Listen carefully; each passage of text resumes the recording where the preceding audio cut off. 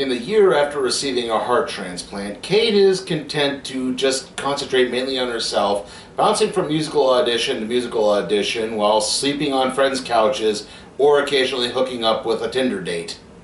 Then one day, while working at her part-time job at a Christmas-themed store, Kate bumps into Tom Webster, a young man who seems intent on getting her to look at life from a different perspective and hopefully appreciate the second chance that she's gotten. She needs to reconnect with her boss, her friends, and her estranged Yugoslavian family.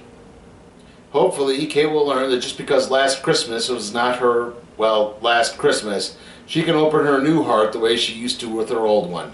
This is Last Christmas. So, I hope my little intro thing there didn't spoil too much, because I'll try not to spoil the big twist, but it seems kind of obvious once everything plays along here.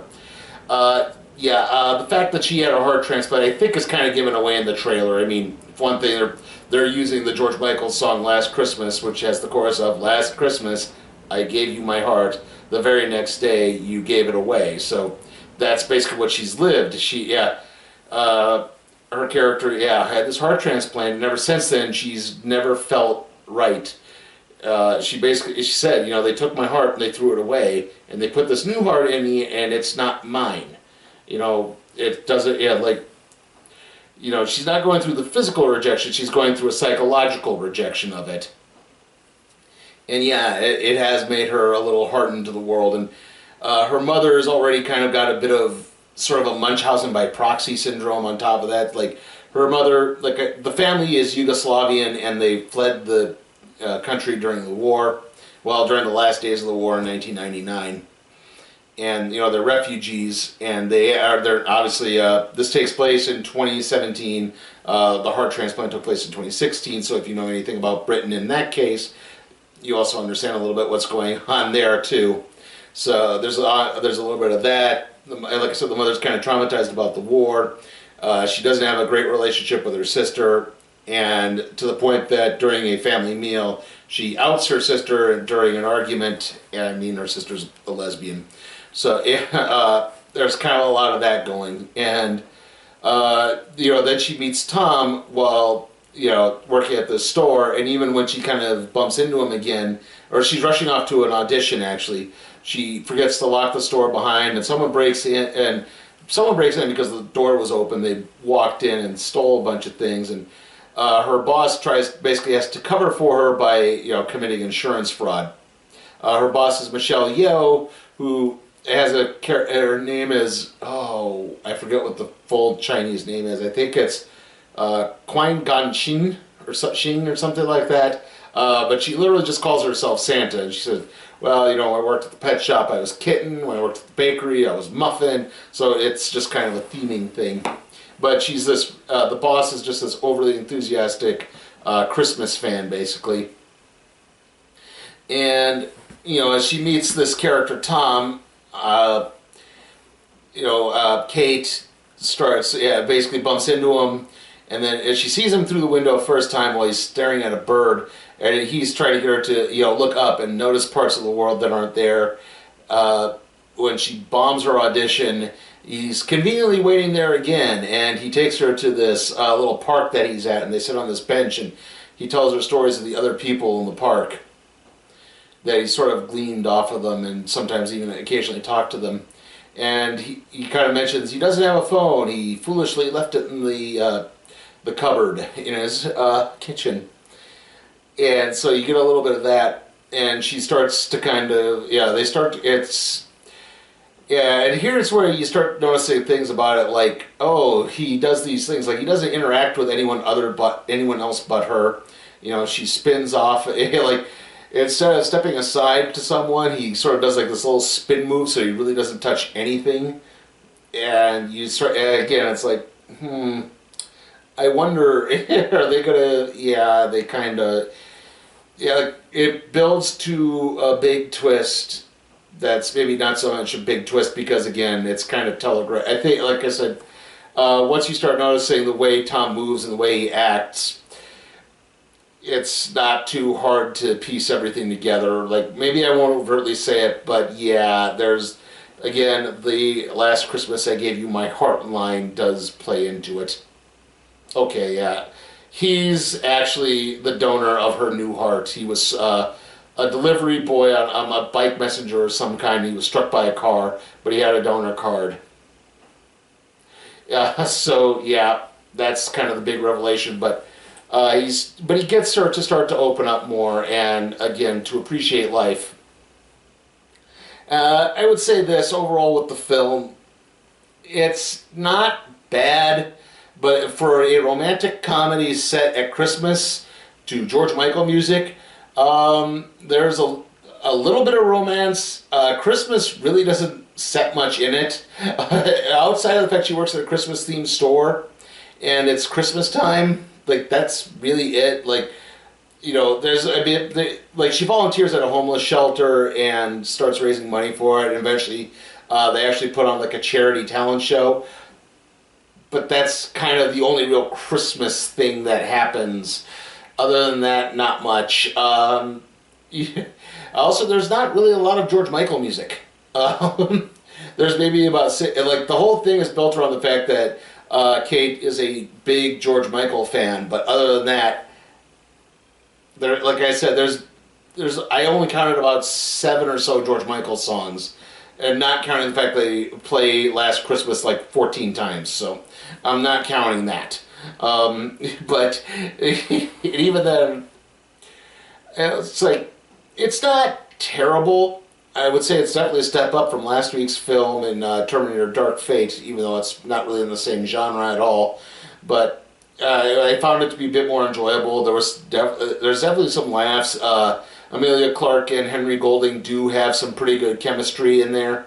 Like I said, there's some good points. Emma Thompson as the mother has some really funny moments in it too. There's a joke in there where she does not understand a slang term for the penis, the penis.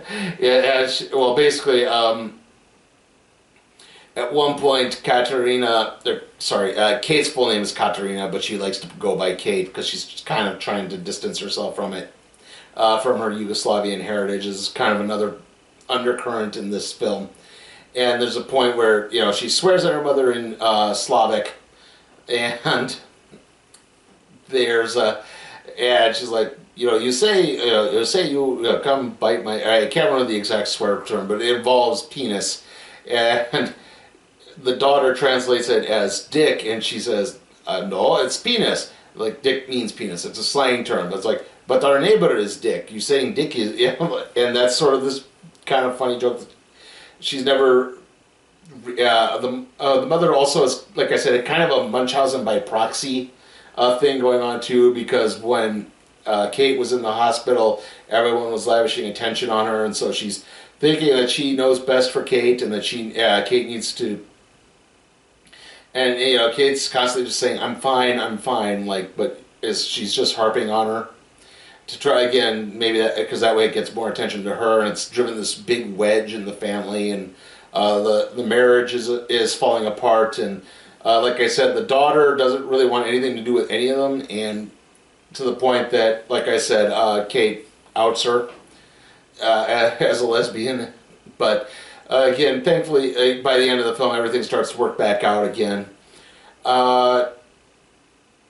Yeah, so I'm not going to say this was bad, but I'm not really sure I can fully recommend the film.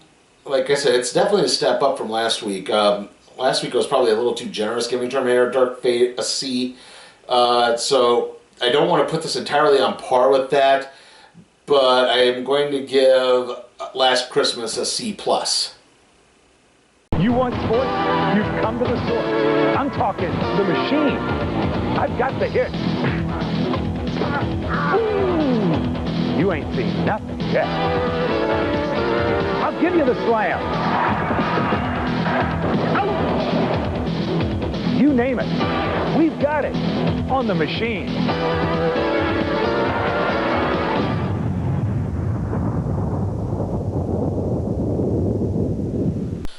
Okay, trailer time, and we had a weird thing happen with ours.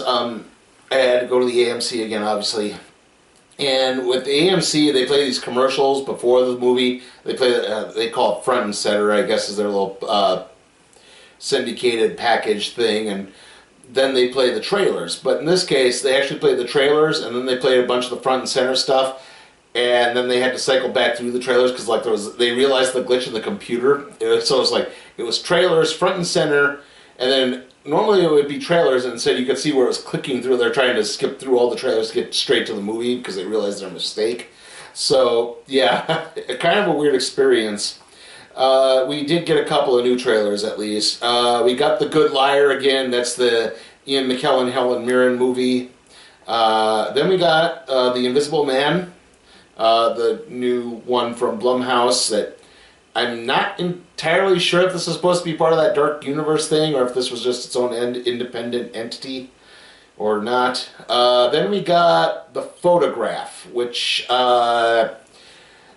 this one I unfortunately wasn't paying too much attention to. I hesitate to call it a romantic comedy because it didn't look like that, but it's definitely a romantic drama piece at least, about a woman whose either mother or grandmother dies, and she has this old photograph, and it turns out like her mother was this blues musician, and a reporter comes to do a story about it, and the two of them wind up falling in love. There's like this parallel thing going on. That's about all I can say about it. Then we had Cats again, Birds of Prey again, and Underwater again to round things off. Underwater is the Kristen Stewart subaquatic base under siege movie. It looks really kind of cheesy and goofy, so hopefully it will be. Yep, next movie is going to be Charlie's Angels, and I believe the next video after that will probably be the random trade review on King Tiger. I forgot to figure out when Survivor Series is, so I think Survivor Series is the next week after that, so the wrestling reviews will be back at that point. See you all next time.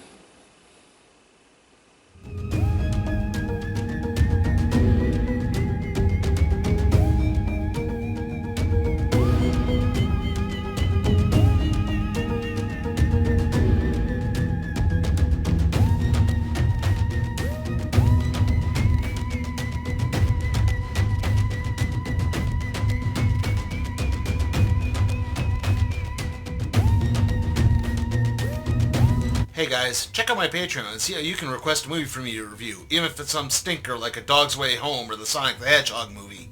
Also, if you like what you see, give the video a like, share, subscribe, and don't forget to ring that notification bell.